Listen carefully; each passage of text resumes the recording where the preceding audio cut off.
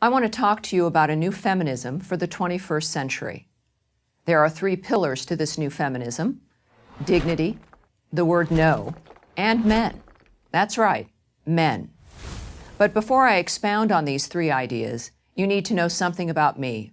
I was very involved in the feminist movement, including being on the board of directors of the National Organization for Women. For this, I feel much pride and some guilt. Pride because feminism has pushed forward some very important and needed changes, and guilt because it has also done a lot of damage. My work now is to reverse that damage. So in that spirit, let's talk about the first pillar of this new feminism: dignity. Dignity is at the core of what feminism should always be about. Dignity means that a woman should be able to freely choose her own path in life.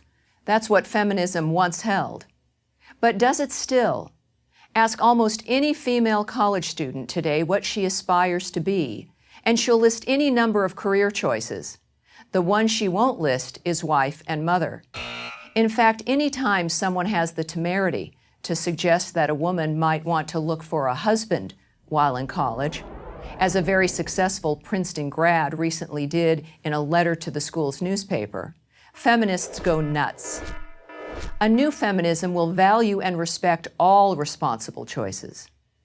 And while we're talking about dignity, I can't think of anything less dignified for women than the feminist belief that in the sexual arena, women are like, and therefore ought to act like, men.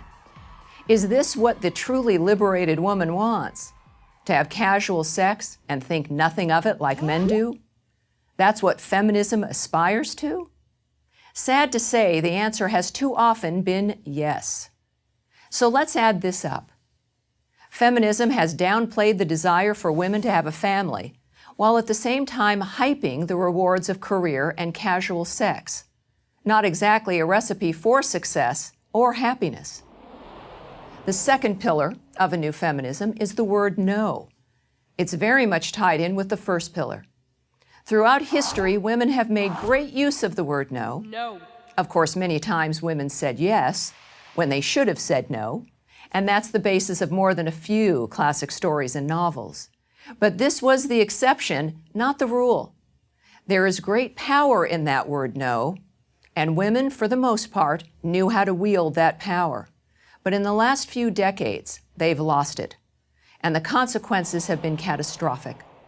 Women who fought not to be treated as sex objects have become more objectified than ever.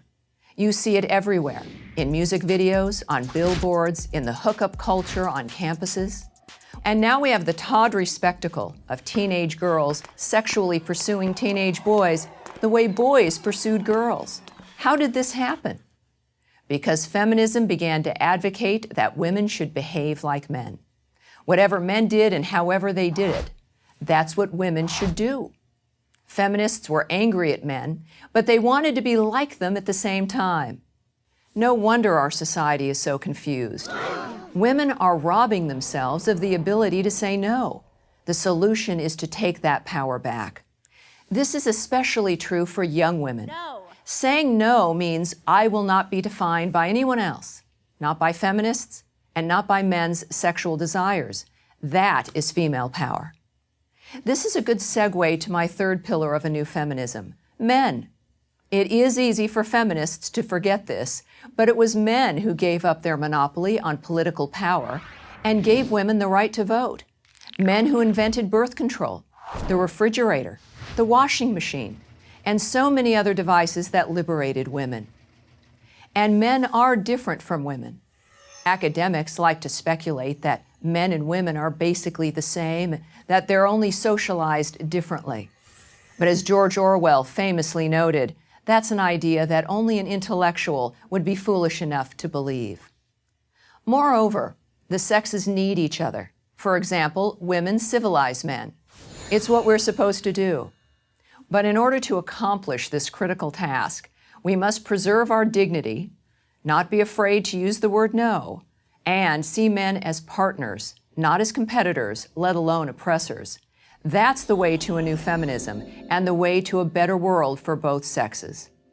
I'm Tammy Bruce for Prager University. Join Prager University, subscribe to our YouTube channel, and sign up for free at prageru.com.